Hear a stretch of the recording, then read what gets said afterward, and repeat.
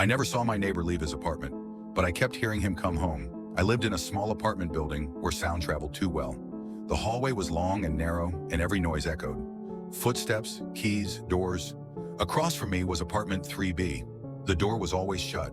No decorations, no welcome mat, just a peephole and a slightly crooked number screwed into the wood.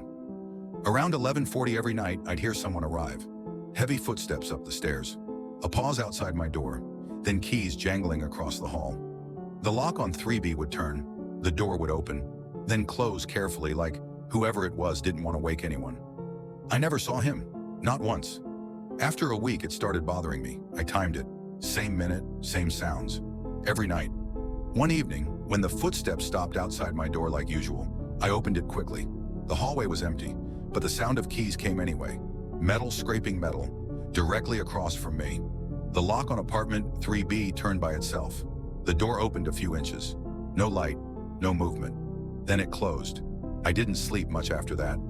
A few days later, I asked the building manager about 3B. He frowned. "No one's lived there in years," he said. "Last tenant passed away inside. We keep it locked." That night, at 11:40, the footsteps came again. This time, they didn't stop across the hall. They stopped outside my door. No keys, no lock turning, just breathing, slow, steady, close enough that I could hear it through the wood. I stood frozen, staring at the handle until the sound finally moved away.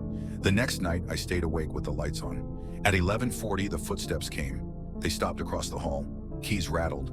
The lock on apartment 3B turned. The door opened. Then I heard something new. A second set of footsteps, coming from inside the apartment. They met near the doorway. There was a pause, then the door closed. No footsteps left. The next morning, I called the building manager again and asked him to meet me. He unlocked apartment 3B and stepped aside. Inside, the apartment was empty. No furniture, no dustless patches, but it wasn't untouched.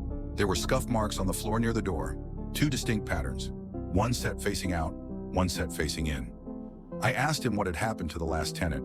He hesitated. "They were convinced someone was coming home every night," he said. "Started leaving the door unlocked." I looked back at the scuff marks. One pair led deeper into the apartment. The other stopped at the threshold. That night, at 11:40, I didn't hear footsteps at all. Just keys, right outside my door.